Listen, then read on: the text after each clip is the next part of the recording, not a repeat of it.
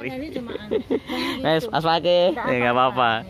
Ya, ini kita pagi-pagi bareng Ibu Marfuah. Ini, alhamdulillah, nanti mau sharing pengalaman berkaitan dengan kasus apa, Budi? Talasemia. Talasemia. Apa itu, ada mayor, minor kayak gitu kayak enggak ya?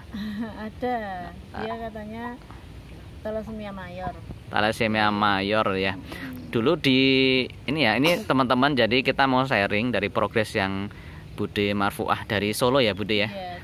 Ya, tentang talasemia mayor yang alhamdulillah kemudian belajar pas, lalu apa perbaikan-perbaikan ataupun progres yang dirasakan. Tapi mungkin awal dulu, kira-kira usia berapa sih Dek Fakih itu ada vonis talasemia, Bude?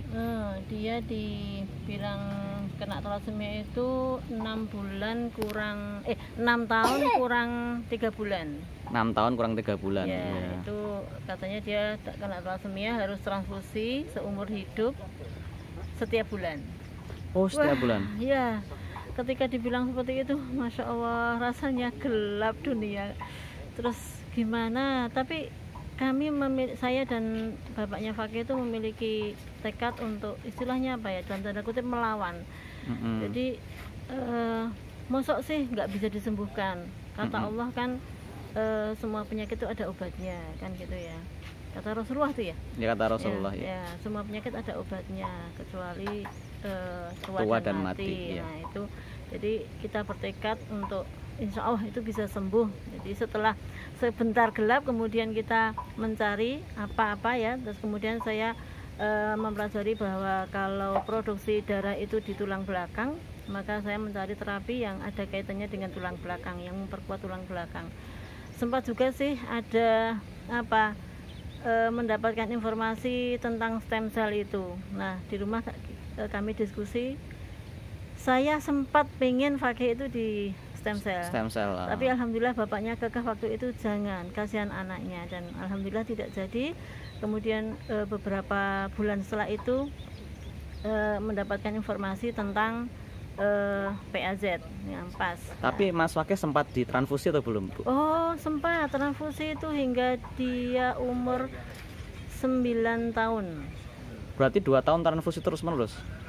3 tahun ya. Oh, 3 tahun malah. Iya. Jadi dulu itu setiap bulan transfusi, dan sebelum waktu transfusi biasanya dia ngeluh pusing, sudah lemes gitu.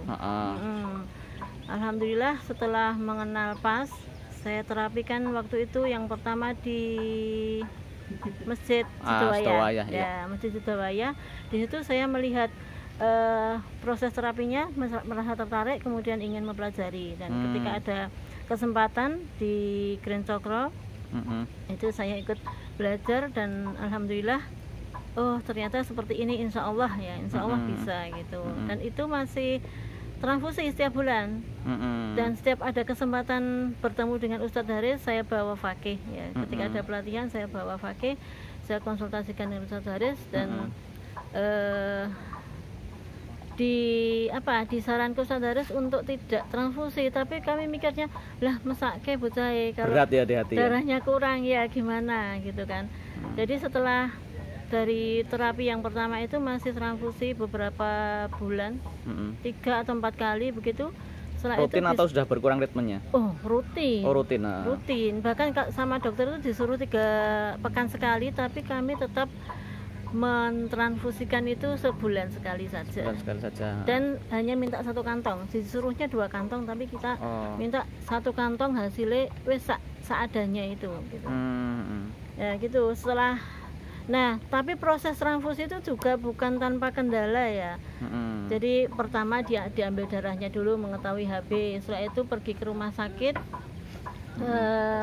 diambil darahnya tadi diambil darahnya untuk mengetahui HB. Setelah masuk rumah sakit, masuk kamar itu dicoblos lagi. Coblos lagi untuk infus. Itu juga terus 2 atau 3 kali baru mau mengalir itu infusnya. Jadi dicoblos beberapa kali. Setelah itu nanti transfusi selama 6 jam. 6 jam? Ya, setelah 6 jam baru diambil darahnya lagi pasca transfusi. Jadi pokoknya sebulan tuh coblos bolak-balik gitu. Masya Allah. Dan Fakih itu beberapa kali setelah transfusi itu dia demam tinggi ya.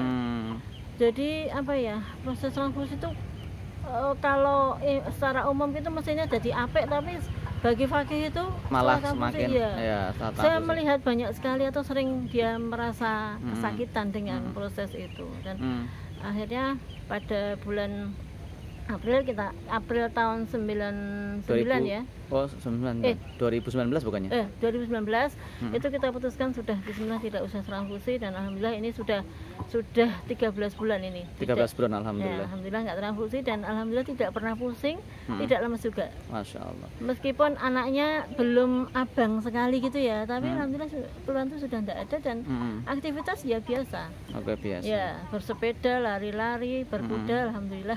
Malah berkuda sekarang ya. Ini jadi teman-teman ini lagi berkuda sama Mas Fakih ya, ini lagi di lapangan kuda berkuda. Ini tuh orangnya. Oke, tapi gini Bu, dulu Ibu sebelum kenal PAS ya, merespon ada keluhan leukemia yang dirasakan apa Bu? Thalassemia ya. Thalassemia, sorry. Maksudnya? Keluhan maksudnya pada waktu, kalau dulu kan hanya taunya dokter ataupun non PAS gitu kan. Begitu dapat fatwa, kesannya gimana? Kalau tahu PAS sekarang kesannya gimana? Lah karena memang saya berusaha mbok iki rasa transfusi wae gitu loh. Iya, cuma dari kalau googling itu kan ya itu memang harus transfusi. Wajib gitu ya. Kasihan anaknya kalau darahnya kurang ya. Tapi setelah mengikuti PAS kita menjadi tahu bahwa angka itu bukan jaminan ya. Bukan jaminan ya. Bahwa HB-nya sekian itu harus sekian tuh bukan jaminan. Oke. Ya. Alhamdulillah kalau Fakih ini mungkin HB-nya sekitar 9-10 lah, tapi alhamdulillah lancar ya. Lancar, sehat aja, nggak ada masalah.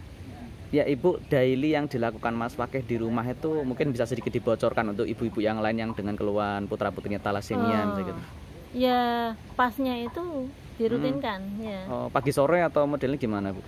Harusnya sih pagi sore, tapi Fakih itu modelnya kalau dipas sama ibunya sendiri ya wes malah aras-arasen. Akhirnya kita minta tolong teman-teman, ada Dokter Gale, ada Mas Aslam, ada Bu biar Sari, variasi ya. Iya. Pokoknya setiap ketemu siapa gitu saya minta diterapikan. Ya, dirapikan. Ketemu Bung Ben juga, ketemu Pak Girno. Ini yang belum sama Mas Andra. Waduh, saya. Tapi gini Bu, mungkin apakah mungkin Ibu pernah sharing ke teman-teman yang punya putra-putri yang juga ada keluhan sama dengan Mas Fakih gitu? Pernah sih, jadi tapi di grup, jadi nggak langsung ya. Di grup kan ada grup POPTI itu ya, Persatuan Orang Tua Penderita Thalassemia Indonesia itu. Ya. Sampai ada persatuannya? Ada. Masya Allah. Banyak sekali Mas, sebetulnya itu banyak sekali anak-anak seperti itu, 100-an lebih yang Solo aja. Masya Allah. Ya. Ya itu sebenarnya saya pengen untuk berbagi ya, untuk berbagi, kemudian mencoba menterapi putra-putrinya, tapi ya mungkin mereka pengetahuan dasar tentang PASnya belum tahu ya, informasi tentang PAS belum. Ya, karena ya info yang mereka dapatkan seperti yang dulu saya dapatkan bahwa orang transfusi sakit bucai. Jadi ya sampai sekarang itu belum ada yang mencoba. Mencoba. Ya. Tapi mungkin sedikit tips Bu dari Ibu Bu Marfuah yang sudah alhamdulillah putranya progres luar biasa dari ilmu PAS, kepada ibu yang lain belum mencoba PAS, mungkin ada tips-tipsnya Bu? Apa ya tipsnya? Apa harus open mind kali ya dengan hal baru seperti PAS ini gitu misalnya? Misalnya apa gimana? Iya, mencoba gitu kan, mencoba PAS ya harusnya itu, tapi mereka belum mau. Belum mau. Ada sih di sekolahnya Fakih itu adik kelasnya ada juga yang thalassemia. Saya sudah ngobrol dengan orang tuanya tapi juga belum mungkin memandangnya saya kan bukan tenaga medis ya. Ya ibu rumah tangga biasa, maksud sih meh terapi putrane gitu. Ya, inginnya sih nanti sesekali atau kapan gitu ya. Mungkin bisa ke sekolahnya Fakih untuk sharing lah ya. Untuk sharing ya. Sharing. Oke Bu Marfuah, terima kasih dan semoga Mas Fakih senantiasa sehat, Ibu juga sekeluarga. Amin. Mana nih artisnya nih? Wah, artisnya lagi lihat berkuda. Oke, insya Allah semoga bermanfaat ya teman-teman semua di YouTube PAS. Terima kasih. Assalamualaikum. Waalaikumsalam warahmatullahi wabarakatuh.